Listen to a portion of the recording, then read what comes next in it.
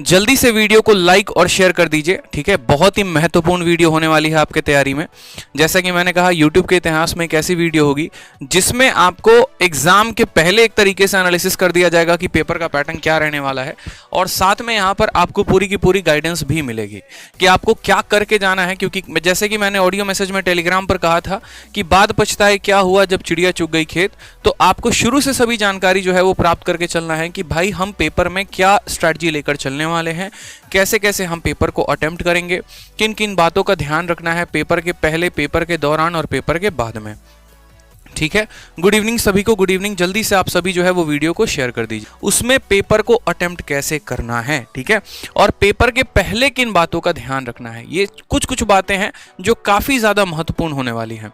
समझ में आ गया मेरे भाई। यहाँ पे जैसा कि आप सभी को पता है कि मेरा नाम आदित्य रंजन है और एसएससी सीजीएल 2019 के माध्यम से मैं एक्साइज इंस्पेक्टर सेलेक्ट हुआ हूँ, और एसएससी सीएचएसएल 2019 में मेरा ऑल इंडिया रैंक 114 है। तो सीएचएसएल में ऑल इंडिया रैंक 114 है, और ये 114 कैसे आया, तो इसमें मेरे मैथ्स में 50 में 50, इंग्लिश में 50 में 50, रीजनिंग में 50 में 50, और साथ में डिस्क्रिप्टिव में 100 में 76 मार्क्स थे। ओवरऑल प्री में जो मेरा रॉ स्कोर था वो 185, फाइनल स्कोर जो था वो 185 था, और डिस्क्रिप्टिव में 76 मार्क्स थे। तब उसके बाद जो मेरा ऑल इंडिया रैंक आया वो 114 आया। तो इसलिए मैं आपको इस वीडियो में पूरी तरीके से गाइड करने वाला हूं कि आपको पेपर में जो है वो क्या करना है और क्या नहीं करना है। आ जाइए, सबसे पहले यहाँ पर इस वीडियो में हम किन किन बातों पे चर्चा करेंगे, तो पेपर के पैटर्न के बारे में थोड़ा सा हम पेपर के पुराने पैटर्न्स को देखने की कोशिश करेंगे कि अब तक पेपर में पिछले 2-3 सालों में क्या पूछा गया है और अब पेपर में क्या पूछे जाने की उम्मीद है। उसके बाद यहाँ पर स्ट्रैटेजी ड्यूरिंग पेपर, मतलब जब पेपर हम दे रहे हैं, जब हम एग्जामिनेशन हॉल में बैठे हैं तो हमारी स्ट्रैटेजी क्या होगी, और अभी से लेकर जिन बच्चों का बाद में पेपर है, कल है, परसों है, उसके बाद है, उनके लिए रणनीति क्या होगी, ठीक है। तीसरा पॉइंट यहां पर फोकस करना है। बहुत इंपॉर्टेंट शब्द ये फोकस है। फोकस किस पे करना है ये मैं वीडियो के अंदर आपको बताऊंगा, ठीक है। इसीलिए वीडियो को आपको लास्ट तक देखते रहना है। एक एक पॉइंट चुन चुन कर पूरी रात मेहनत करके आप लोगों के सामने लेकर आए हैं, ठीक है। और जो लास्ट पॉइंट है वो है कि कैसे 80+ अटेम्प्ट आप करेंगे पेपर में। अगर किन किन बातों का ध्यान रखते हैं तो एक एवरेज स्टूडेंट भी 80+ अटेम्प्ट कैसे कर पाएगा पेपर के दौरान में, ये सभी बातों को यहाँ पर हम जो है डिस्कस करने वाले हैं यहाँ पे, ठीक है। वीडियो को दोस्तों जल्दी से शेयर कर दीजिए आप लोग, और वीडियो को लाइक भी कर दीजिए। बहुत मेहनत की है आप लोगों के लिए, ऐसा नहीं है कि बस यहाँ पर आ गए हैं चर्चा के नाम पे और यहाँ पर जो है कुछ भी हम आपको लिख कर बता देंगे, या फिर जो है रैंडमली हमने कोई भी वीडियो बना दी और इसके पॉइंट लिख कर चला गया, ऐसा नहीं है। एक एक पॉइंट पर, फैक्ट पर मैंने काम किया है। काफ़ी दिन लगे मुझे, यहाँ पर 2 से 3 दिन लगे एक एक पॉइंट्स को इकट्ठा करने में, फिर उसको पीपीटी के अंदर उतारा मैंने, ठीक है। एक एक पॉइंट इंटरेस्टिंग भी बनाई है, तो इसीलिए वीडियो को लास्ट तक देखेंगे, क्या पता कौन सा पॉइंट आपके लिए फ़ायदेमंद साबित हो जाए, ठीक है। चलिए, उसके बाद एक और बात करेंगे कि सर ये सेशन की आवश्यकता क्यों पड़ी। ये वाई शब्द बहुत इंपॉर्टेंट है, ठीक है। जैसे पहले क्या होता था, पहले भी कई सारे पेपर्स होते थे, लेकिन इसके पहले मेरी आज तक कोई भी वीडियो नहीं आई थी, और इसके पहले आप भी ऐसा बहुत कम वीडियो देखते थे कि पेपर के एक दिन पहले आकर कोई डिस्कशन हो रहा है। तो आज अगर यहाँ पर डिस्कशन हो रहा है या मेरी कोई वीडियो आई है तो क्यों आया है। आज अगर आपके आदित्य भैया को मेहनत करनी पड़ी है तो क्यों करनी पड़ी है, रीजन क्या है। तो थोड़ा सा यहाँ पर दिए गए 2 पॉइंट से हम समझ लेते हैं।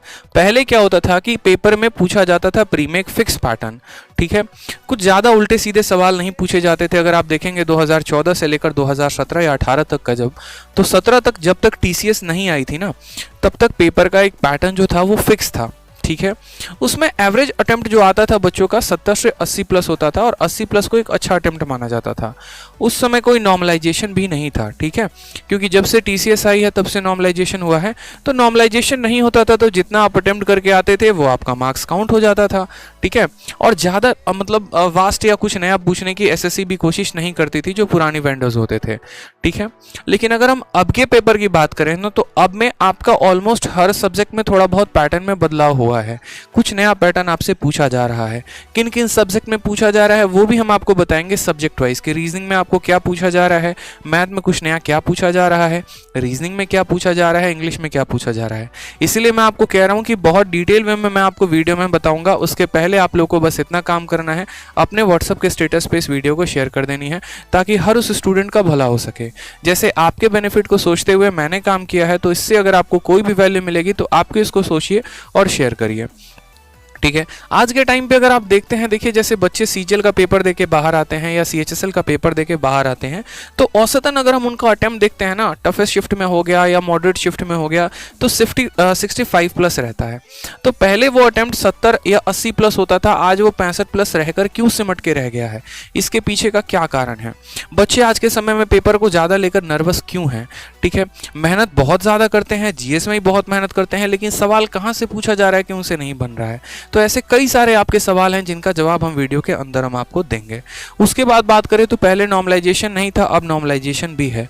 तो नॉर्मलाइजेशन जब तक नहीं होता है ना, तब तक बच्चे को उसका फाइनल स्कोर पता नहीं चलता, और जब तक फाइनल स्कोर पता नहीं चलता तो उसके बाद क्या होता है, तब तक वो बेचारा नर्वस और डरा हुआ रहता है। उसको पता ही नहीं होता यहाँ पर कि टफेस्ट में आया था कि ईजीएस्ट में आया था, और इस चीज़ को लेकर वो काफ़ी ज़्यादा चिंतित होता है। तो इन सभी बातों को हम जानने वाले हैं वीडियो में। जैसे सबसे पहले मान लीजिए एक सब्जेक्ट की बात करते हैं, रीजनिंग की बात करते हैं। अगर हम रीजनिंग को ही देखें तो थोड़ा सा हम जुक्स्टापोज करते हैं यहाँ पर कि पहले रीजनिंग का क्या पैटर्न होता था। तो देखिए पहले अगर आप देखेंगे ना, तो रीजनिंग का बड़ा आसान सा फिक्स पैटर्न होता था। ठीक, चाहे आप सीजीएल का पेपर देखेंगे या सीएचएसएल का या एमटीएस का या सीपीओ का, तो नॉर्मल क्वेश्चंस होते थे कि रैंकिंग से इतना आएगा, सिलोगिज्म से इतना आएगा, और आपका सीरीज से ये वाला क्वेश्चन होगा। लेकिन आज के समय में जो है जस्ट रीजनिंग का उल्टा हो गया है, न्यू पैटर्न पूछा जा रहा है टीसीएस में। किन किन सब्जेक्ट को थोड़ा बहुत टीसीएस ने या किस किस चैप्टर्स को थोड़ा बहुत वास्ट बनाने की कोशिश की है, वो भी हम आपको अभी बताएंगे। ठीक है, काफ़ी कुछ नया बदला है टीसीएस ने आपको रीजनिंग में। थोड़ा सा इनका जो शिफ्ट हुआ है ना, वो बैंकिंग की तरफ हो गया है। थोड़ा सा जो शिफ्ट रहा है वो कैलकुलेशन की तरफ हो गया है। थोड़ा सा जो शिफ्ट रहा है वो कॉन्सेप्ट की तरफ हो गया है, जहाँ पर आपको ज़्यादा फंसाने की कोशिश की जाएगी। ठीक, उसके बाद बात करते हैं यहाँ पर। तो पहले क्या होता था कि रीजनिंग का पेपर इतना हलवा आता था कि आप 10 से 12 मिनट में सॉल्व कर लेते थे, और ये कोई भी एस्पिरेंट इतना काम कर सकता था। लेकिन आज के टाइम पर वही रीजनिंग के पेपर को अटेम्प्ट करने के लिए 18 से 22 मिनट लगते हैं। यहाँ पर मैं जो आपके सामने डेटा रिप्रेजेंट कर रहा हूँ, ये अकेले मेरे पेपर देने की वजह से या किसी एक स्टूडेंट के आधार पर नहीं दे रहा हूँ।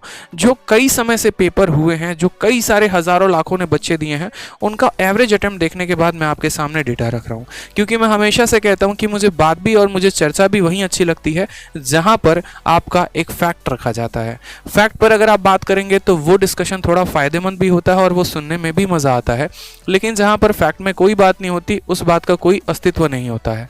ठीक है, तो हमें ये बात को स्वीकार करना पड़ेगा कि पहले हम उसी पेपर को 10 से 12 मिनट में खत्म करते थे, लेकिन आज उसी पेपर को हमें खत्म करने के लिए 18 से 22 मिनट लगते हैं। और ऐसा क्यों होता है?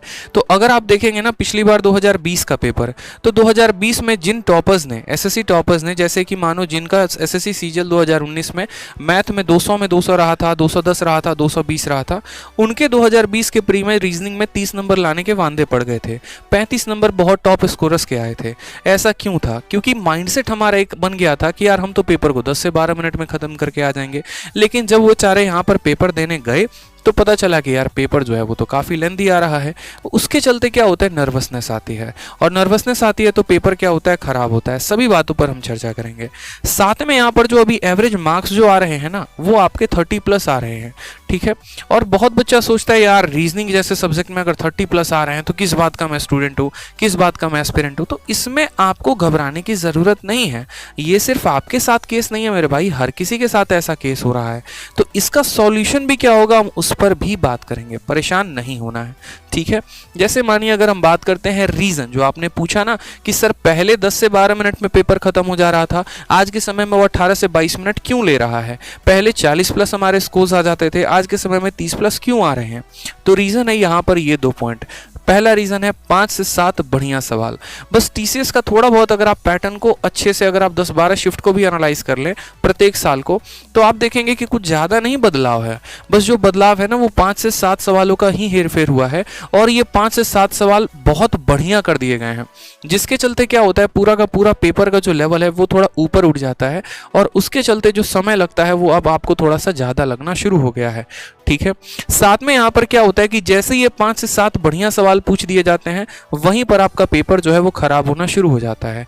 आप नर्वस होना शुरू हो जाते हैं, नर्वस होना शुरू होते हैं तो वहीं पर आपका समय लगना शुरू हो जाता है।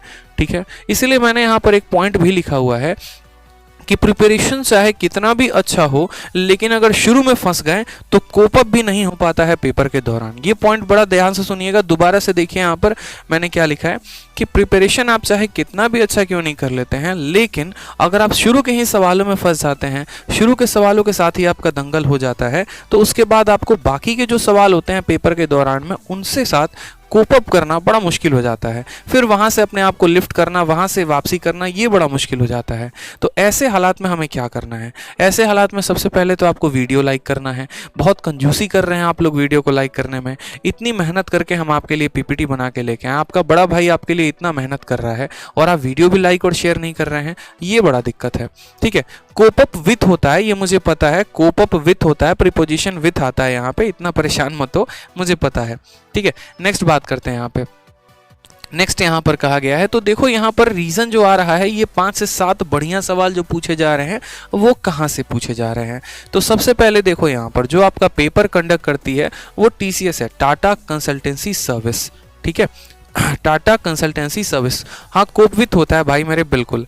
आ जाओ यहाँ पे, ग्रामेटिकल एरर मत निकालो, जो बात है वो समझो यहाँ पे। अब मेरी तैयारी करने वाला समय नहीं रहा, तो अब इंग्लिश में मैं उतना फोकस नहीं करता हूँ। जब वक्त था तो 185 जैसा रो स्कोर भी लेके आए, जब वक्त था तो प्रीमा 50 भी 50 लेकर आए। अब उतना हमें नहीं जाना है डिटेल में कि कोप अप है कि कोप अप विथ है कि कोप विथ है। ठीक है, तो इस चीज़ के लिए उतना ज़्यादा बात का बतंगड़ ना बनाएं, जो मुद्दे की बात है उस पर फोकस करें।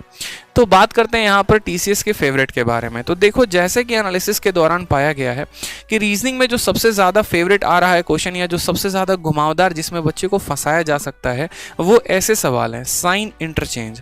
जैसा कि आपने अगर CGL का पेपर दिया होगा, या फिर आपने CHSL का पेपर दिया होगा, या आपने CPO का पेपर दिया होगा, तो उसमें देखा होगा साइन के इंटरचेंज के काफ़ी क्वेश्चन पूछे जा रहे हैं कि यदि हम प्लस को माइनस के साथ बदल दें और इस संख्या को इसके साथ बदल दें तो हमारा सवाल क्या होगा। इसमें नया क्या है? तो इसमें नया ये भी है कि पहले वो 1 अंकों तक सीमित होता था, अब यहाँ पर 2-2 अंकों वाले सवाल भी पूछ दिए जा रहे हैं। पहले यहाँ मल्टीप्लाई डिवाइड तक ही वो सीमित था, लेकिन अब इसमें बॉड मास का अच्छा नियम लगाया जा रहा है। तो देखो भाई, जब आपके सामने ऐसा क्वेश्चन आए ना, और पेपर में जब आपके सामने ये क्वेश्चन दिया गया हो, तो वहीं पर आप ये बात समझ लीजिएगा। अगर आपको देखने से लग जाए कि बन रहा है तो ठीक है, नहीं तो आप स्किप करके आगे बढ़ जाइएगा। ठीक है, नेक्स्ट बात करते हैं यहाँ पर सीरीज के क्वेश्चन। देखिए, थोड़ा सा जो सीरीज है ना, वो थोड़ा सा अपने आप को शिफ्ट होकर कहाँ लेकर गया है, तो बैंकिंग के पैटर्न पर लेकर गया है। पहले जो सीरीज बड़े प्यारे प्यारे आसान से आते थे, ठीक है, जहाँ पर एक ऐसा भी मैंने क्वेश्चन देखा है प्रीवियस ईयर का, 2 है, 4 है, 6 है, तो अगला क्या होगा, 8 होगा। इस तरीके से ऑप्शंस आपके दिए गए थे। लेकिन अब सीरीज ऐसी है जहाँ पर आप क्यूब, स्क्वायर और 10 तरीके के प्रॉपर्टीज को लगाकर हार जाएं, तब भी सवाल आपसे ना बने। ठीक, इन सब के सॉल्यूशंस भी हम बताएंगे। अभी मैंने क्या लिखा है यहाँ पर, रीजन लिखा है, और इनका सॉल्यूशन भी क्या है वो भी हम आपको बताएंगे, तो परेशान मत हो। पहले मुझे बीमारी बताने दो, फिर मैं इलाज भी बताऊंगा कि उसका इलाज क्या है। तीसरा यहाँ पर कोडिंग डिकोडिंग। कोडिंग डिकोडिंग को तो भाई साहब ऐसा रगड़ा गया है ना पेपर में। आपने विक्रम सर की क्लासेस अटेंड की है, वो सारा का सारा बात आपको बताते हैं। क्या होता है कि पहले कोडिंग डिकोडिंग बड़ा सिंपल पूछा जाता था, अल्फाबेट के जगह पर उनके नंबर के आधार पर कोडिंग की गई होती थी। लेकिन अब जो कोडिंग डिकोडिंग आ रहा है ना, उसमें वॉवेल की जो है वो अलग कोडिंग की जाती है, जो है कॉन्सोनेंट की अलग कोडिंग डिकोडिंग की जाती है, और ये बच्चा पकड़ नहीं पाता है। अगर आपने 60 दिन 60 मैराथन की क्लास नहीं देखी है विक्रमजीत सर की, तो आप YouTube पर जाइए, आप YouTube में जाके 60 दिन 60 मैराथन की क्लास को सर्च करिए, रीजनिंग की, विक्रमजीत सर की स्पेशली। उन्होंने इसके 3 क्लासेस लिए हुए हैं कोडिंग डिकोडिंग का, और इतने ब्यूटीफुल तरीके से जितने भी नए पैटर्न के क्वेश्चंस हैं ना, वो सारा का सारा उन्होंने अपने वीडियो में बताया हुआ है।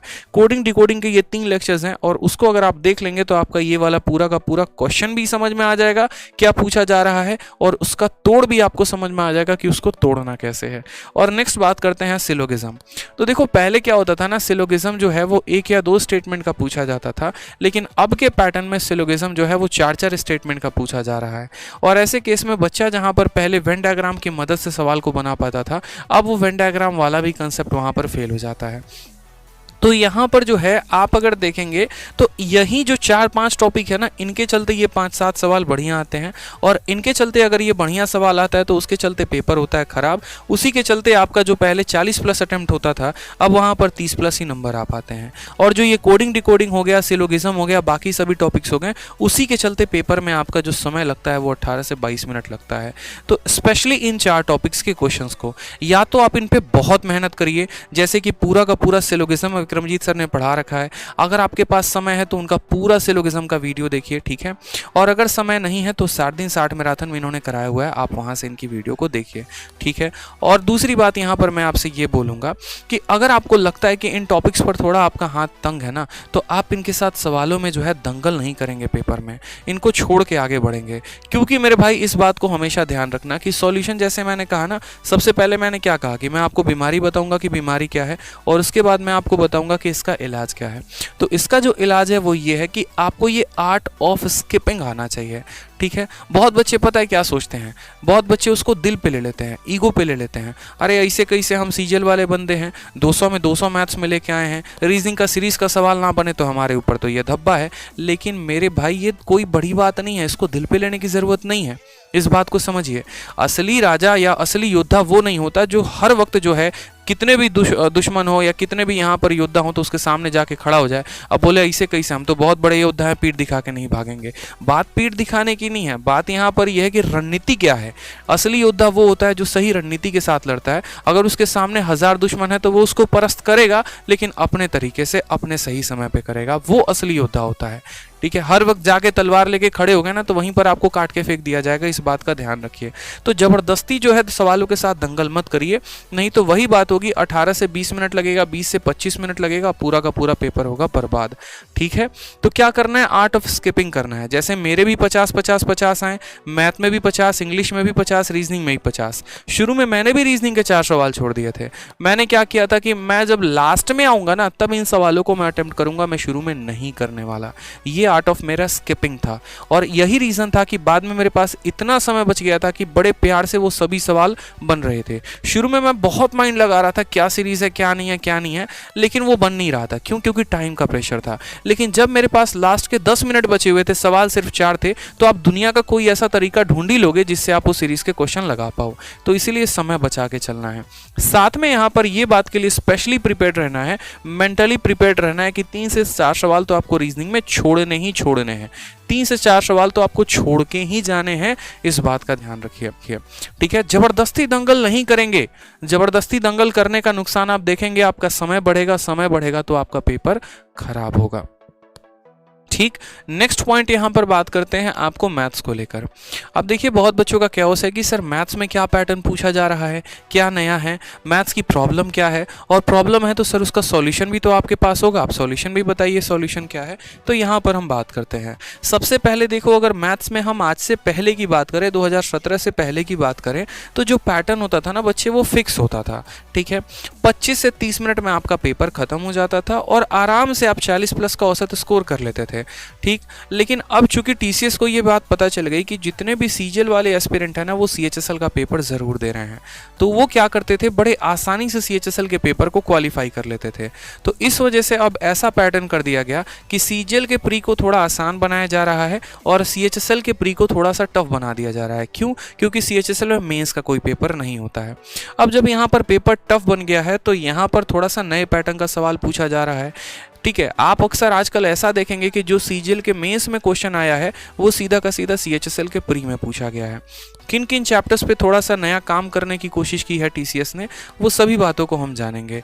मैं ऐसे ही आप लोगों को नहीं कहता हूं कि आप उन पुराने क्लास नोट्स को या पुराने पीडीएफ को मत लगाओ, क्योंकि देखो यार पैटर्न बदल रहा है। मैं ये बात आपके भले के लिए कहता हूँ, अगर पैटर्न बदल रहा है ना तो कम से कम नए पैटर्न पर प्रैक्टिस करो। अगर आपके XYZ भैया हैं जो किसी डिपार्टमेंट में हैं और वो सिलेक्टेड हैं, तो डेफिनेटली कोई दिक्कत की बात नहीं, वो उन्हीं का नाम सजेस्ट करेंगे आपको जिनसे उन्होंने पढ़ाई की है। एग्जाम्पल के तौर पर अगर मानो मुझसे कोई आज के समय में पूछता है कि सर आपने 9th क्लास में मैथ्स की कौन सी किताब लगाई थी, तो मैंने क्या, हर किसी ने RS अग्रवाल लगाई है। लेकिन अगर सोचिए कि कल के दिन RS अग्रवाल अपनी किताब को अपडेट ही नहीं करते हैं और वो बहुत पुरानी किताब हो जाती है, और पेपर में जो CBSE में पूछा जाएगा वो काफ़ी नया सवाल पूछा जाएगा, तो मैं लोगों को कब तक RS अग्रवाल बताते रहूँगा। उस समय के लिए जो सबसे बेस्ट किताब होगी वो कौन सी होगी, उस समय के पैटर्न पर जो बनी होगी, जो उस समय के सॉल्यूशंस पर बात करेगा, जो उस समय के आपको अप्रोच पर बात करेगा। तो सेम तरीके से अब मार्केट से उन उन बुकों का जो है वो थोड़ा चलन जाएगा जो काफ़ी पुराने पैटर्न पर हैं, ठीक है। एक वक्त था जब उससे पढ़ के लोग सिलेक्शन लेते थे, इसमें कोई डाउट की बात नहीं है, लेकिन आज वो वक्त नहीं रहा है क्योंकि काफ़ी नया पैटर्न पूछा जा रहा है यहाँ पर। सेकंड बात करेंगे यहाँ पर, तो देखिए इसमें भी थोड़ा सा अगर हम डेप्थ में जाएं तो क्या पूछा जाएगा, तो अरिथमेटिक देखिए यहाँ पर अब काफ़ी कैलकुलेटिव है, ठीक है। पहले की तुलना में अरिथमेटिक कितना आसान होता था, दो लोगों का रेशियो दे देगा, बोलेगा ए का मान इतना है, बी का मान बताओ। लेकिन अगर आप सवाल देखेंगे आज के समय में, चाहे आप कंपाउंड इंटरेस्ट, सिंपल इंटरेस्ट का देख लें या आप एवरेज का क्वेश्चन देख लें, ठीक है, तो आपको वाकई में महसूस होगा कि अरिथमेटिक काफ़ी ज़्यादा कैलकुलेटिव है, ठीक। उसके बाद बात करते हैं यहाँ पर एडवांस को लेकर, तो एडवांस बहुत ज़्यादा कंसेप्चुअल नहीं है जैसे 2017 में इसमें पूछा जाता था या उसके पहले, लेकिन अब इतना कंसेप्चुअल है कि आपको फिगर तो किसी भी सवाल में प्री में नहीं दिया जाएगा। अगर किसी के शिफ्ट में एक आधा आ गया तो आ गया, नहीं तो मेरे भाई फिगर आपको किसी में नहीं मिलने वाला है। आपको अपने कंसेप्ट का इस्तेमाल करना है और वहाँ पर आपको फिगर बनाना है। तो अब जो है ना CHSL वालों बच्चों के लिए ये कंपटीशन थोड़ा टफ हो गया है क्योंकि इसमें जितने भी CGL के एस्पिरेंट है वो उतर चुके हैं, और वो उतर चुके हैं तो जाहिर सी बात है कंपटीशन बढ़ेगा। कंपटीशन बढ़ेगा तो एग्जामिनर अगर ये कोशिश करेगा कि कट ऑफ बहुत ज़्यादा ना भेजें, जैसे पिछली बार 160 चला गया, तो वो क्या करेगा, सवालों के पैटर्न को उठाना शुरू करेगा, लेवल को उठाना शुरू करेगा।